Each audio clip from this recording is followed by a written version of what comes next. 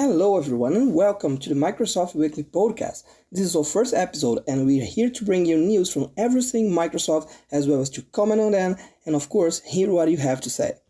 And today we are going to have some hot topics as the FTC trial is going on and it's bringing tons of inside information from Microsoft and their competitors.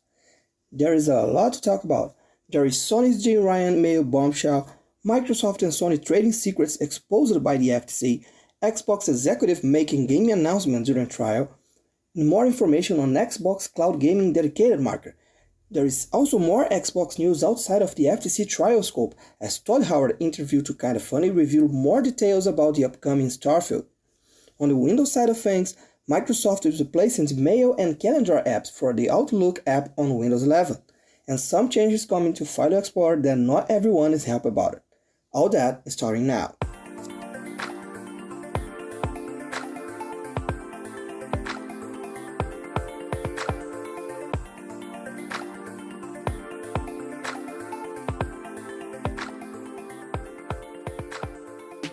Let's get started with the hottest Microsoft news of the week, and that's the FTC trial about Microsoft Activision deal of $7 billion. There was a bombshell drop during the hearings when Microsoft showed a document with an internal email from PlayStation chief Jim Ryan to Chris Deering, former Sony Computer Entertainment CEO, that basically contradicts Sony's whole case for having the merger blocked. On the email exchange on January 20, 2022, Jim Ryan wrote, and I quote, "It is not an Xbox exclusive play at all. They're thinking bigger than that, and they have the cash to make moves like this. I've spent a fair bit of time with both Phil Spencer and Bob Kotick from Activision Blizzard over the past day. I'm pretty sure we will continue to see Call of Duty on PlayStation for many years to come.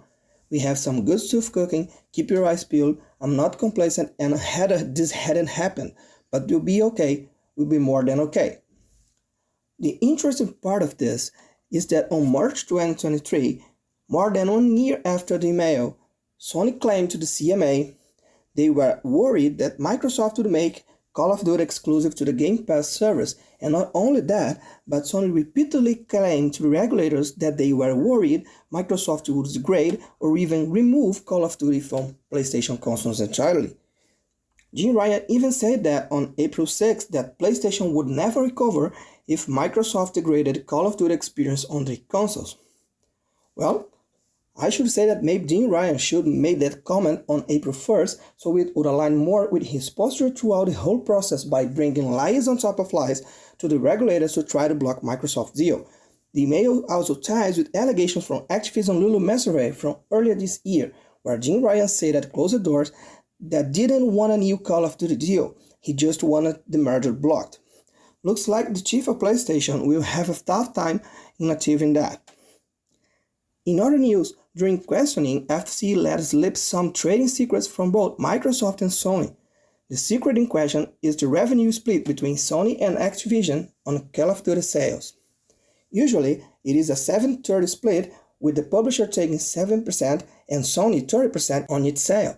But for Call of Duty, that split was 80-20, with Activision Blizzard getting a 10% increase cut when compared to other third party. It was also revealed that Activision threatened to not release Call of Duty on Xbox Series X consoles if Microsoft didn't at least match Sony offers, which Xbox did by increasing Activision cut on Call of Duty titles to 80% as well. Now I'm curious to see how that will affect other partners now they know that both companies are willing to make deals like that. Now here for some unexpected news. Microsoft just made a game announcement during the trial. Well, sort of. Indiana Jones has been already announced by Machine Games before, but Microsoft confirmed at the hearing that the title will be exclusive to Xbox on console. It was said Bethesda had an agreement with Disney about multi-platform Indiana Jones title, but that after their acquisition, Microsoft made some arrangements with Disney for the title to become an Xbox exclusive. I personally think that is a great move for Microsoft to get hold of a licensed property like this to match what their competitor is doing with Spider-Man and Wolverine, for example. Hopefully this will set a new mindset on Microsoft regarding exclusivity deals on other companies' IPs.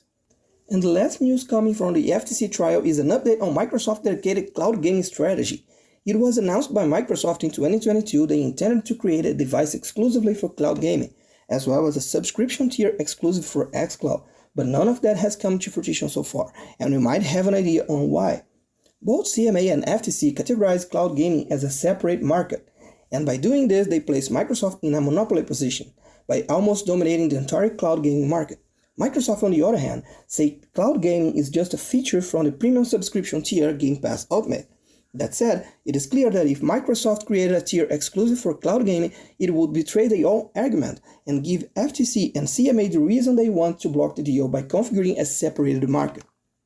Keeping Xbox cloud gaming tied to Game Pass Ultimate for now sustains Microsoft's narrative on court, so don't expect any improvements on Xbox cloud gaming prior to this acquisition approval. Moving for another topic, but still on Xbox news, Todd Howard Interview to Kinda Funny has revealed some more tidbits about the upcoming Starfield. Starfield was shown recently during the Xbox Game Showcase and in a dedicated Starfield Direct after. In the 45-minute video, there was a true deep dive of all the things you can do in the game, and it's surprising that after all that Todd Howard still has more to share on the game. It was confirmed that the dateable characters are the 4 main members of Constellation.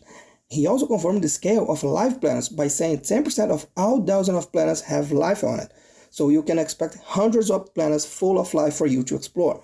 Another thing that was confirmed is the lack of ground vehicles, but Todd said that the boost pack is fast enough to offset that.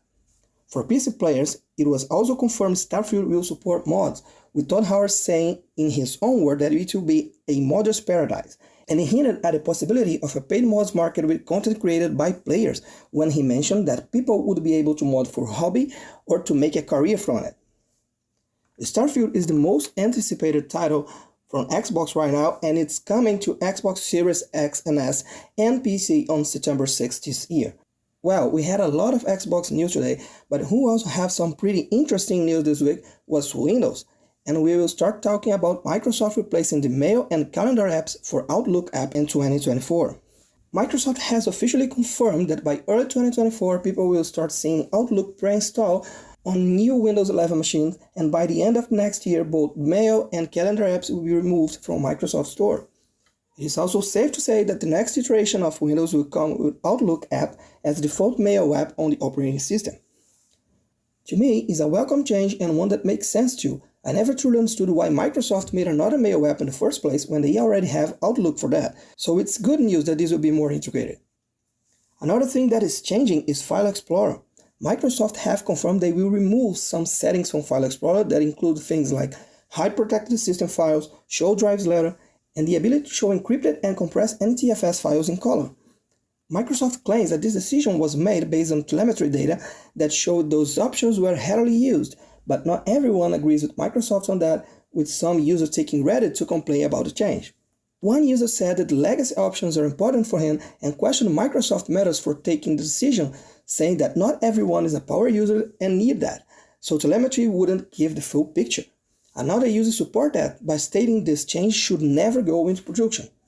And I have to agree with those users here. If those options doesn't impact Windows performance at all, I don't see why removing them is so important to Microsoft. Take away customization option from users under no better reason than telemetry from people out of scope doesn't sound like a good idea. On the brighter side though, File Explorer will receive a complete UI overhaul using new design language from Windows 11 called WinUI 3. Microsoft has not committed to a date yet, but has said the update will come soon, so it's fair to expect it's coming in 2023. The screenshots they release look stunning, and it fits way better with Windows 11 general design. You can check out those pictures when the video version airs tomorrow on YouTube. And that's a wrap. These are the news of this week. We had lots of Xbox news, updates on Activision Blizzard acquisition, and Microsoft's Windows update comes soon to Windows 11. I want to thank everyone that listened and say that we have new episodes every Saturday at 10 a.m. Pacific here on Spotify, with video version airing on YouTube on Sunday. Also, if you can, please subscribe to us here on Spotify and on YouTube so you won't miss an episode. Thank you for listening, and if you're on YouTube, thank you for watching. See you next week.